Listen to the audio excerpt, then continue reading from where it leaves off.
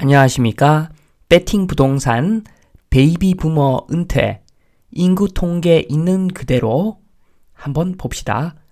서울 부동산은 어떻게 될 것인가 진행하도록 하겠습니다. 일단 행안부 자료로 전체 인구 분포를 한번 보겠습니다. 대한민국 전체 인구 분포입니다. 지금 1이라고 아래에 1이라고 써 있는 것은 10살까지, 2라고 써 있는 것은 10살에서 20살까지, 그리고 오른쪽으로 쭉 가서 7이라고 써 있는 것은 60에서 70까지 인구수입니다.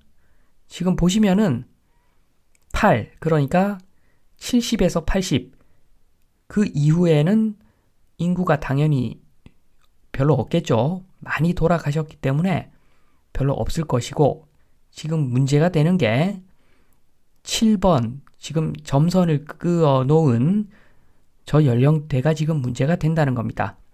60에서 70대인데 60에서 70까지의 사람들, 60대 인구인데 이제 정년이 오면서 일선에서 많이 물러나겠죠. 이제 생산 활동을 안 하게 된다는 의미입니다. 많은 사람들이 빠져나가죠. 경제 활동을 하지 않는 사람이 많아질 겁니다. 그런데 더 큰 문제는 50에서 60대가 지금 더 많죠. 저 인구들이 은퇴를 하면 시장에 더 큰 충격을 줄 것이다. 이렇게 예견이 되어 있는 거죠. 앞으로 좋아질 일이 별로 없는 그런 전망을 보여주는 그런 그래프라고 보시면 됩니다. 여기서 관련 기사를 봅니다. 이 데일리 60년대생이 온다. 방금 말씀드린 그대로죠. 은퇴 베이비 부머 매물 쏟아지나 50에서 60대 굉장히 많은 인구를 차지하고 있긴 하지만 50에서 60대가 아파트 매도의 절반 이상을 차지한다고 합니다.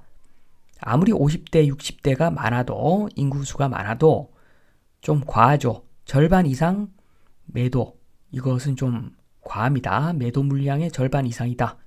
과하죠.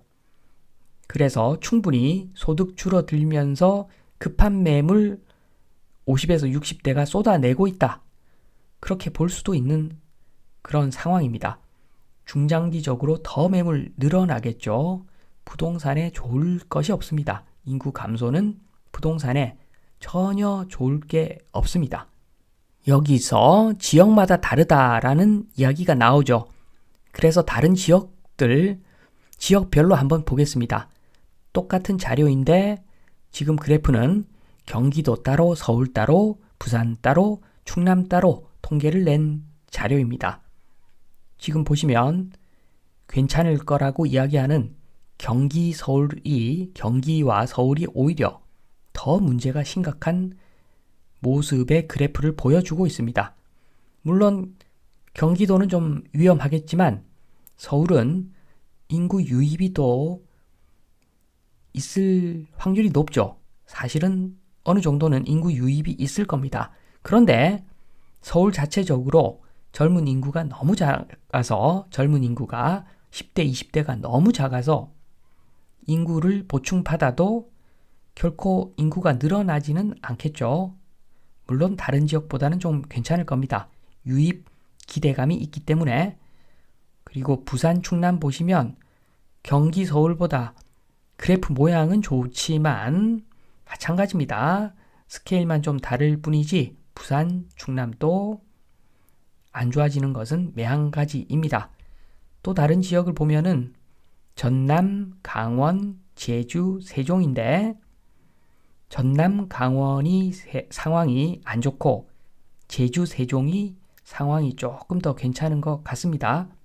지금 보면은 인구 유입 요 측면에서 봤을 때 세종하고 서울만 약간의 기대감이 있고 다른 지역은 앞으로 좋아질 일이 별로 없어 보입니다. 물론 아무리 지방이라도 굉장히 좁은 어떤 특정 지역은 가격이 많이 올라갈 수도 있습니다. 인구가 늘어날 수도 있고. 그런데 그런 예외적인 경우를 빼면은 서울, 세종 빼면은 굉장히 전망이 어둡다는 내용이죠, 지금. 여기서 문제가 되는 60년대생 은퇴를 보겠습니다. 나쁜 점과 좋은 점을 보겠습니다. 사실은 좋은 점 때문에 지금 나쁜 점을 일단 이야기합니다. 뻔한 나쁜 점은 은퇴하면은 임원도 버스 타게 되어 있죠. 원래 많이 안 쓰는데 이 세대가 더 안 쓰겠죠. 돈을 더 안 쓸 겁니다. 그리고 자녀에게 돈이 덜 간다. 요게 결정타죠. 그리고 장기적으로는 건강보험 많이 쓰고 국민연금도 말라가게 되어 있기 때문에 국민연금도 말라가기 때문에 돈을 안 내니까 이제 당연히 60년대생 은퇴 갈수록 안 좋아집니다. 그런데 좋다는 사람들도 있습니다. 반짝 좋을 것이다. 굉장히 우픈 현실인데 저효율 고연봉의 인력들이 자동 정리되니까 대체가 될 것이다. 그러면 대체가 되면은 젊은 인력으로 대체가 되면은 효율은 알 수는 없지만 저연봉 인력으로 교체가 되면서 회사 이익이 증대될 것이다. 그러면 반짝 몇 년간은 좋을 수 있다라고 이야기하지만 제가 보기에 요 좋은 점보다는 안 좋은 점이 훨씬 더 크게 부각이 됩니다. 안 좋아질 거라는 것이 일반론이죠. 여기서 이제 주제로 넘어갑니다. 서울은 모른다. 부동산 서울은 그래도 모른다. 라는 의견이 있는데 저는 서울도 안 좋아질 것이다. 서울도 뻔하다고 이야기를 하고 싶습니다. 일단 월세를 보겠습니다. 서울, 경기 위치마다 다 다르겠지만 평균적으로 서울에 인접한 경기만 생각하겠습니다. 그러면 서울, 직주 근접 서울은 월세 300인데 경기도가 월세 200이다. 그러면 월세 300 내고 서울로 좀 이주를 할 것 같습니다. 그런데 여기서 만약에 인구가 줄어들면 경기도가 타격을 받겠죠. 경기도 월세가 100만 원이다. 이렇게 되면은 서울로 유입이 될까? 모른다는 거죠. 모릅니다. 100만 원 차이는 그렇다 치는데 200만 원쯤 차이 나면은 요게 좀 애매해집니다. 아무리 직주 근접이 좋아도 주거비가 월 200이 차이 난다. 그러면 서울로 유입이 과연 될 것인가? 이런 문제가 있는 것이고 또 한 가지 더는 지금 재건축 서울도 잘 안 되죠. 그런데 경기도에 똑같은 월세 200짜리인데 신축이 들어선다.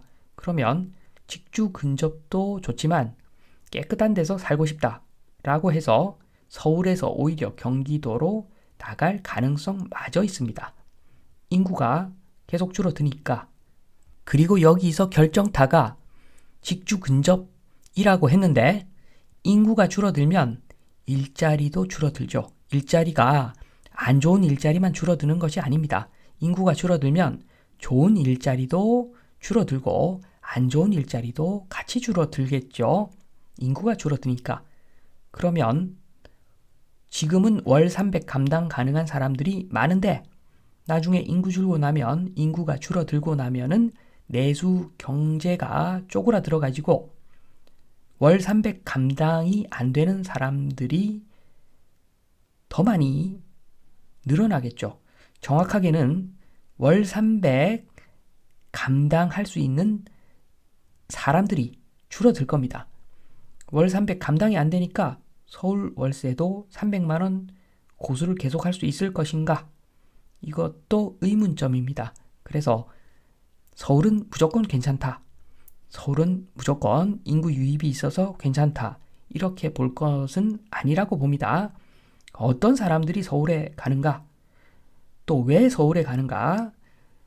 고액 연봉자들이 많아야지 서울에 좋은 일자리들이 고액 연봉을 주는 일자리가 서울에 많아야지 비싼 월세를 내고 서울에서 사는 건데 그게 아니라면 오히려 서울에서 쫓겨나는 사람도 역설적으로 생길 수 있다는 이야기가 되는 거죠.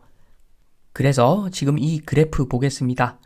전국 단위 그래프지만 이거 하나만 보면은 대한민국 전체 부동산의 흐름이 보입니다. 사실은 아무리 서울이라도 연쇄적인 반응에 의해서 지금 앞으로 몇십 년간 더 좋아질 게 크게 없어 보인다. 요 말씀을 드리면서 이만 마치도록 하겠습니다. 감사합니다.